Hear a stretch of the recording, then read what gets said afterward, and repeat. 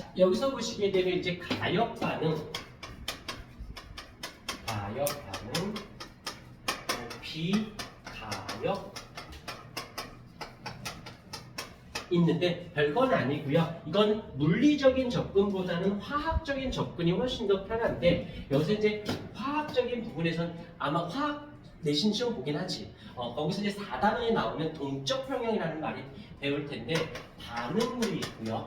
그 다음이 이쪽에 생성물이 있습니다.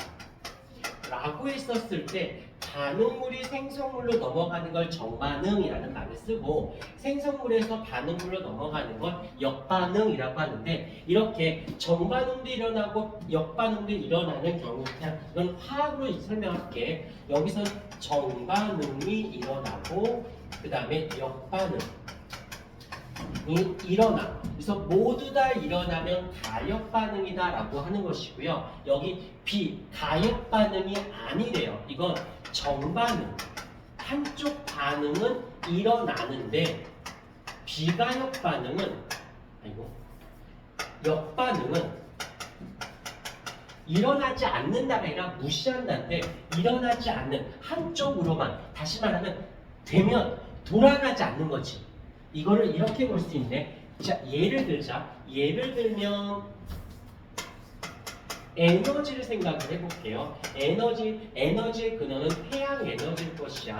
태양 에너지가 다른 형태의 에너지가 돼요. 그럼 얘는 또 다른 형태의 에너지로, 또 다른 형태로 에너지로, 또 다른 형태로 에너지가 되지 얘가 되돌아가지는 않습니다.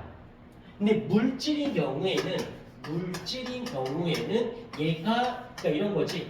생명과로 갈게. ATP가 쪼개지고 나면 ATP와 인산으로 쪼개지죠.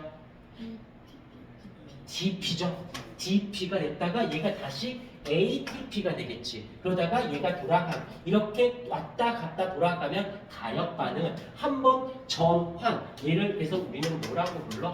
순환이라는 단어를 쓰고요. 여기서는 전환이라는 단어를 씁니다.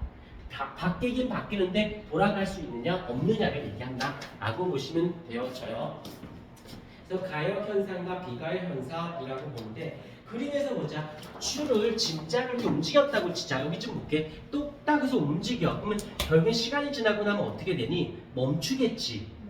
응, 멈춘 애가 다시 돌아가서 할 수 있지. 내가 일부러 하면 되지만 이런 애가 상황에 또 다시 되지는 한 번 멈추면 더 이상 돌아가지 않는 것을 얘기한다는 거. 자, 그럼 하시고.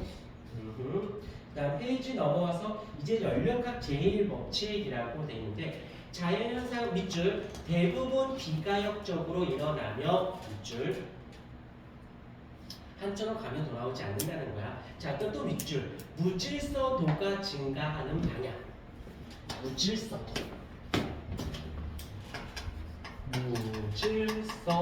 무질서도는 증가하려는 방향으로. 그런데 웃긴 건 에너지는 높아지려고 할까 낮아지려고 할까? 그치, 감소하려는 쪽으로. 그럼 누가 맞나?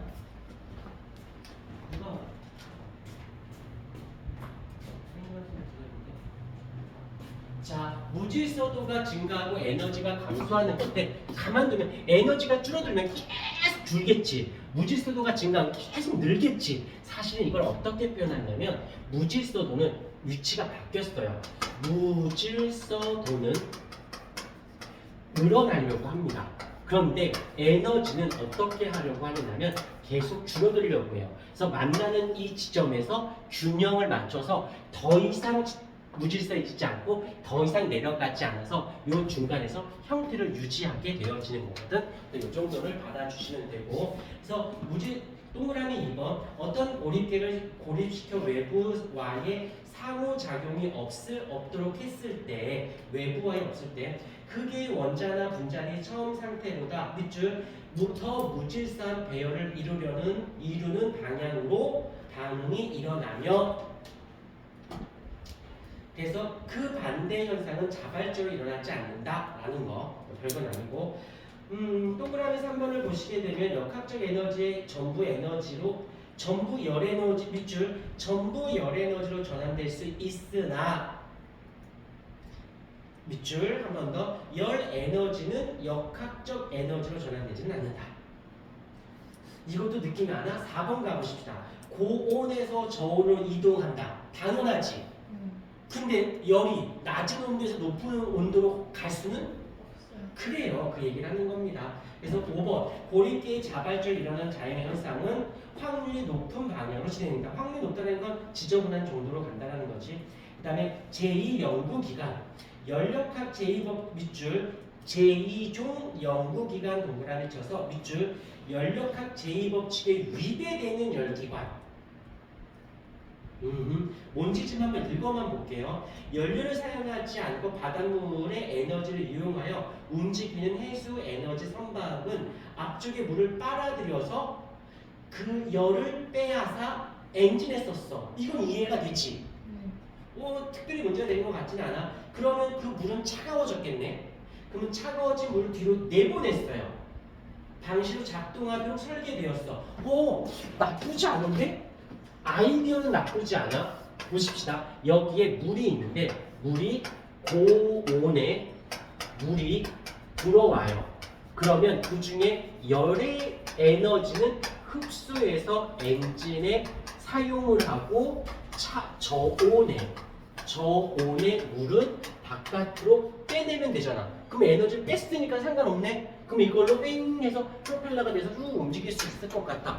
특별히 이론상 문제될 것 같지는 않은데 근데 선박의 엔진을 작동시키려면 엔진의 온도가 높아야 하는데 차가운 바닷물에서 고온의 엔진의 열을 저절로 이동. 자, 그러면 이렇게 받았으니까 이 엔진은 고온의 물체가 되어진 거죠.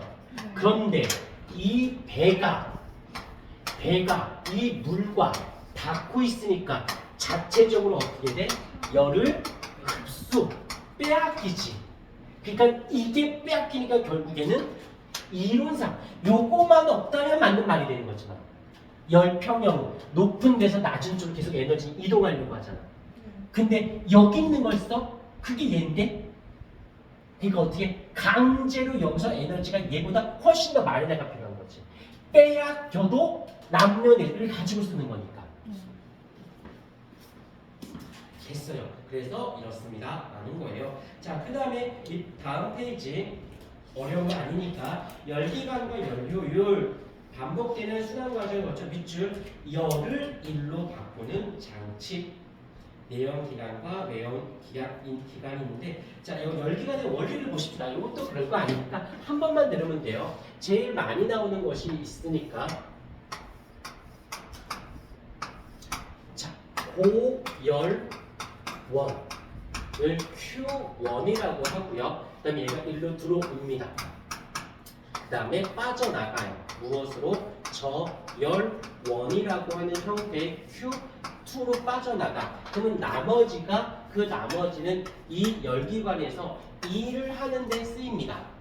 그러면 관계식을 만들어 보십시다. 얘가 들어와서 어디로 쓰여?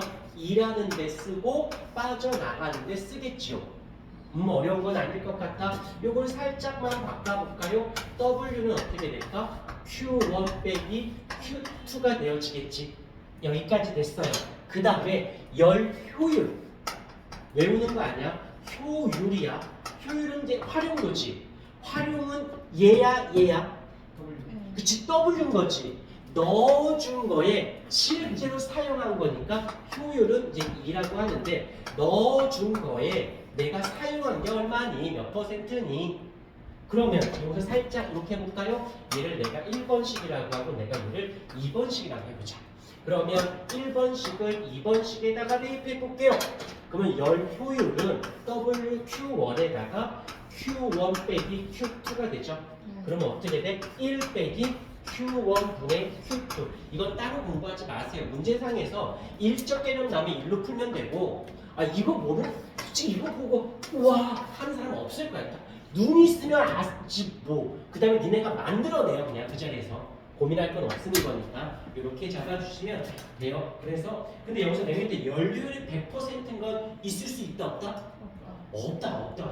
절대 있을 수 없어요. 됐어요.